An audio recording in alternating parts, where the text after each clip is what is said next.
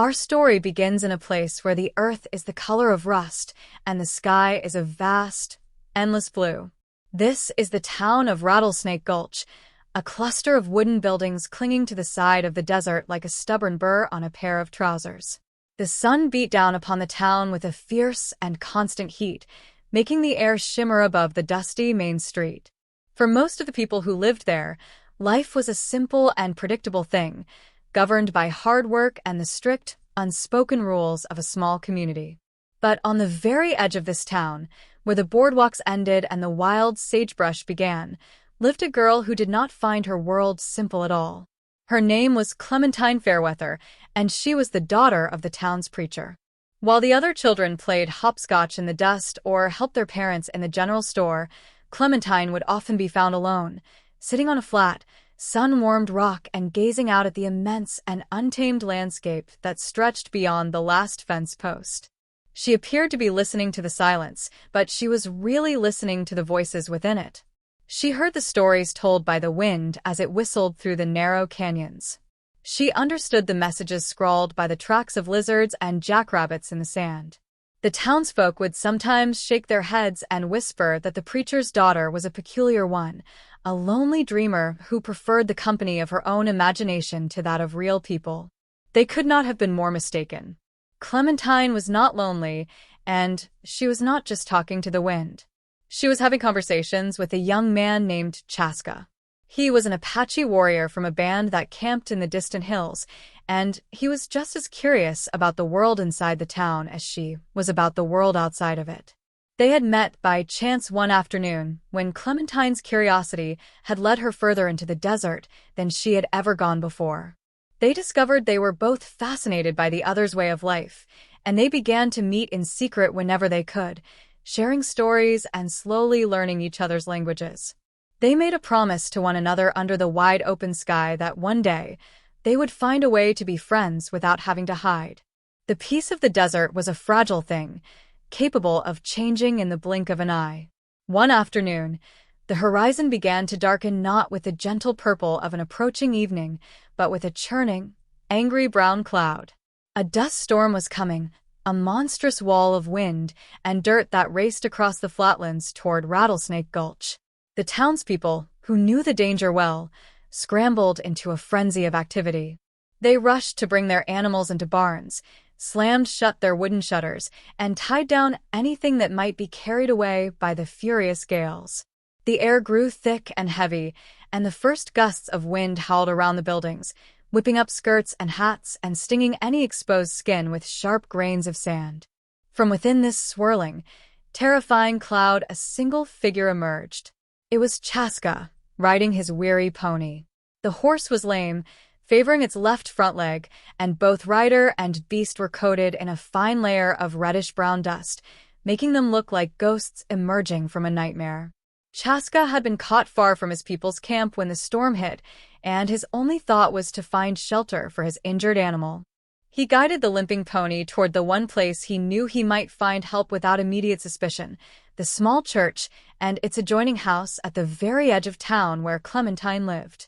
Clementine's father, Reverend Fairweather, was a man who believed deeply in the goodness of people and the importance of offering kindness to any soul in need. Hearing the distressed whinny of the horse over the wind's roar, he opened his door and saw the stranger. He did not see a threat. He saw a young man trying to calm his frightened and hurt animal. Without a moment's hesitation, the Reverend waved Chaska into the relative calm of the small barn behind the house. He helped him settle the pony in an empty stall, providing water and a measure of oats. He offered Chaska a blanket and a safe, dry place to wait out the storm's fury. For that night, the barn was a sanctuary, a quiet island in a roaring sea of dust and wind. By morning, the storm had blown itself out, leaving the world covered in a fine, smooth layer of new sand. The air was clear and still once more. Chaska, grateful for the shelter, prepared to leave before the town fully awoke. He thanked the Reverend with a respectful nod, a gesture that transcended any language barrier. But as he rode his now-rested pony slowly away from the church property, a curtain twitched in a window across the street. Then another. Eyes watched him go. The kind act of the preacher had been witnessed by people whose hearts were filled with more fear than curiosity. They did not see a simple act of human decency. They saw a secret meeting.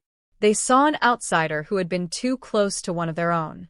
And in the quiet, freshly washed morning, the first seeds of suspicion were planted, seeds that would soon grow into a thorny and dangerous problem for everyone.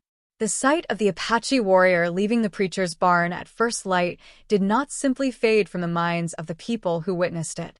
Instead, it festered. It became the main topic of conversation over breakfast tables and at the water pump. The story was passed from person to person, and with each telling, it grew and changed, becoming less about what had actually happened and more about what fearful people imagined could have happened. In the dim, smoky light of the town saloon, a group of men gathered, their voices low and serious. They were led by a man named Silas McGraw, the town's auctioneer. Silas was not a bad man in his own mind, but he was a man who loved excitement, loved a crowd, and loved the sound of his own voice more than he loved quiet thoughtfulness. He saw the world as a series of transactions, of things to be bought and sold, and he believed that everything and everyone had a price. Silas clapped a heavy hand on the shoulder of the blacksmith, a large man named Hank, who had been one of the first to see Chaska ride away. "It ain't right, I tell you," Silas said, his voice a conspiratorial rumble. The preacher's daughter, consorting with a savage like that right under her poor father's nose. And the Reverend himself, giving him shelter. It's a betrayal of the whole town. It makes us look weak. It invites trouble. The other men nodded, their faces grim. They spoke of vague dangers, of stolen livestock they couldn't prove, of a loss of respect they couldn't define. Their fear was a cold, hard knot in their stomachs, and they were desperate to untie it by doing something, anything, that felt powerful. They believed they needed to teach Clementine a lesson, to show her that her strange behavior had consequences, and to send a very clear, very loud message to the Apache warrior that he was not welcome and should never return. They argued for a long time about what to do. Some suggested speaking sternly to the Reverend, but that seemed too weak. Others, in their anger, suggested much darker, more dangerous ideas that made even Silas feel a chill. He knew they needed something public, something that would humiliate and shame, but something that would stop short of real, physical violence. He wanted a spectacle, not a crime. And then the idea came to him. It was a cruel idea, a silly idea, the kind of idea that only a pack of bored and frightened men could think was clever. His eyes lit up with a mean-spirited glee. "We'll have us an auction," he announced, leaning in so his voice wouldn't carry. "But we won't be auctioning a plow or a piece of land. No, sir. We'll auction off an activity. A bit of fun for the whole town." He laid out his plan.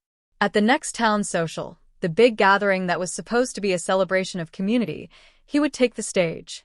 He would announce a special, humorous event. The item for bid would be the chance to throw rotten fruit and vegetables at the town virgin. Everyone would know exactly who he meant. It was their nasty, public way of singling out Clementine for being different, for being friends with Chaska, for not fitting into their small, narrow world. They thought it would be a grand joke. They believed the laughter of the crowd would wash away their own fears. They were certain that the public embarrassment would crush Clementine's spirit and show the Apache stranger that she was not worth the trouble. They convinced themselves that this act of public meanness was really an act of protection, a way to save their town and their way of life. They did not understand that they were not protecting anything. They were only proving how small their hearts had become. They went to bed that night feeling satisfied with their plan, completely unaware that they were setting a trap for themselves and that the person they meant to humiliate was far, far braver than all of them put together. The evening of the town social arrived, and a large bonfire was built in the central clearing of Rattlesnake Gulch, its flames licking hungrily at the darkening sky.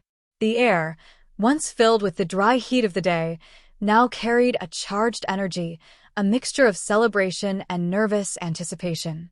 People from all around the territory had gathered, their faces painted in shifting shades of orange and black by the flickering firelight. There was music from a harmonica and a fiddle, but the tune seemed strained, unable to compete with the low, buzzing hum of conversation that centered on one thing, and one thing only. Everyone knew about the special event. The news had spread through whispers and knowing glances, a secret everyone was in on, a shared anticipation for a spectacle that made some uneasy and others, caught in the mob's mentality, oddly excited. Clementine stood near the edge of the crowd, a still and quiet figure amidst the churning movement. She wore a simple dress, and her hands were clasped neatly in front of her. Her face was a calm mask, but if one looked closely, they could see a fierce, unyielding light burning in her eyes, a look of resolve that was entirely out of place. Her father, the Reverend, stood some distance away, his own face a landscape of sorrow and conflict. He felt trapped, a man of peace witnessing his community prepare for an act of profound unkindness, yet fearing that any intervention from him would only make the situation worse for his daughter. He prayed silently for a miracle, for some event to stop the terrible momentum of the night. Then Silas McGraw climbed onto his makeshift stage, a sturdy wooden crate placed near the fire. The music sputtered out. All eyes turned to him. He smoothed his waistcoat and grinned, a wide, practiced smile that showed too many teeth. He launched into his familiar auctioneer's chant, a rapid-fire drone of words meant to whip up excitement and loosen purse strings. He praised the beautiful evening. He complimented the crowd. He built the tension like a musician tuning an instrument, each word tightening the string a little more. Then he paused, letting the silence hang heavy for a moment. But now, friends, neighbors, his voice dropped into a more theatrical, confidential tone. Now for the main event. A bit of fun to clean the spirit. We have a unique opportunity tonight. A chance to win the honor of the first throw. He gestured grandly toward a bushel basket filled with overripe tomatoes, brown spotted cabbages, and soft, leaking fruit that had been gathered for this very purpose. A faint, sweet smell of decay began to waft through the air. Who among you will start the bidding? Who will give me $2 for the chance to show our town virgin her proper place? The words hung in the air, ugly and mean. For a heartbeat, there was only the crackle of the fire. Then a rough voice from the back, belonging to the blacksmith Hank, shouted $2. The spell was broken. Another voice called out 3, then another 5. The bids began to climb coin by coin. The crowd, once hesitant, was now caught in the cruel excitement, their voices rising together in a wave of noise that seemed to feed upon itself, growing louder and uglier with each passing moment, a chorus of fear and peer pressure masquerading as fun. Silas grinned wider, his voice a triumphant hammer driving the bids higher and higher, completely unaware that he was not the master of this ceremony but merely a player in a much larger story that was about to take a dramatic and unexpected turn. The noise of the auction was at its peak, a roaring, jeering wave of sound that seemed to fill the entire world. Silas McGraw's voice was a sharp instrument slicing through the air, calling for higher bids as the crowd, a single many-headed creature now, urged him on. The basket of rotten vegetables sat like an ugly promise beside him. Clementine stood perfectly still in the center of it all, a small island of silence in a storm of cruelty. Her chin was held high, but her hands, hidden in the folds of her dress, were clenched into tight fists. It seemed there was no force on earth that could stop the momentum of the moment. The winning bid was moments away from being claimed, and the first rotten tomato was moments away from flying through the air. Then, a change began at the very edge of the gathering. It did not start with a sound, but with a silence. It was a pocket of quiet, so profound it was itself a kind of sound.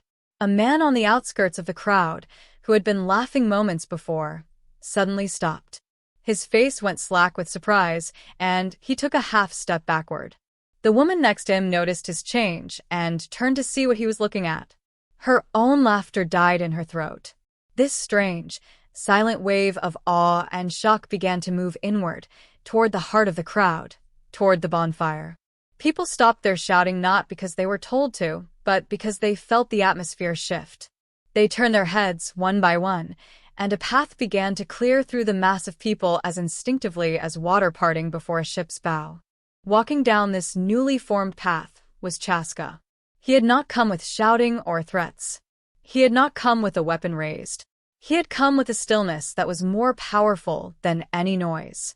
He moved with a slow, deliberate grace, his eyes fixed ahead, not on the auctioneer, not on the gawking crowd, but on Clementine. He was dressed not for war, but for something solemn and important. In his hands he carried a simple, beautifully made clay bowl, filled to the brim with clear, clean water.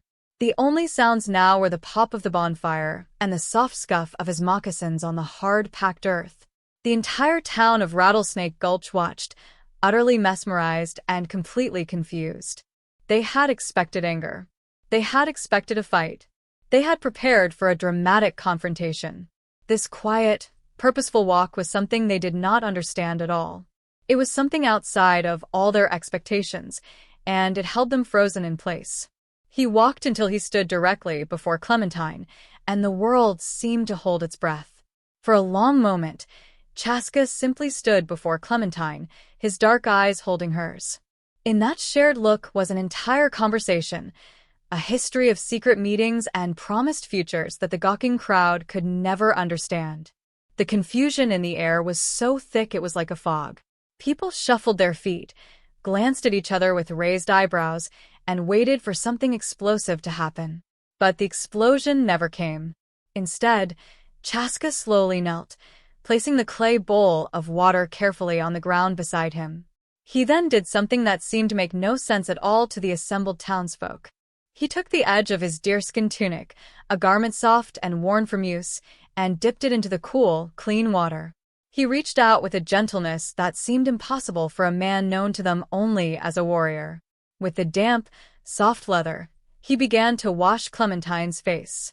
It was not a rough scrubbing, but a ritual, a ceremony. He washed away the dust from the road that had settled on her skin. He washed away the fear and the tension that the awful auction had painted there. Each slow, deliberate stroke was an act of profound respect, a silent declaration that she was someone to be cherished and honored, not mocked and shamed. He was erasing the town's intended humiliation and replacing it with a gesture of pure dignity. Clementine closed her eyes, and a single tear, clean and clear, traced a path through the dampness on her cheek. The entire scene was so quiet, so reverent, that you could hear the water drip softly back into the bowl. When he was finished, Chaska stood once more. He turned to face Silas McGraw, who was still standing on his crate, his mouth agape, and his auctioneer's grin completely vanished. Chaska's voice, when he finally spoke, did not boom across the clearing. It was low, calm, and carried an authority that required no volume. It was the voice of a man stating a simple, unchangeable truth. "I claim her," he said, and the words hung in the silent air, clear and unmistakable. He let them settle over the stunned crowd before he continued. "Not for your ridicule, but for my wife." Then, in a move that finalized the transaction and broke the auctioneer's spell completely, he took a small, heavy pouch from his belt. It landed at Silas's feet with a solid, final thump, a sound that seemed to shake the very crate the man stood on. The pouch, loosely tied, spilled open slightly, and the firelight caught the glint of raw gold dust within. It was more wealth than most of them had ever seen in one place, and it was offered not to win a cruel game, but to cancel its very existence. The auction was over. A new and entirely unexpected negotiation had just begun.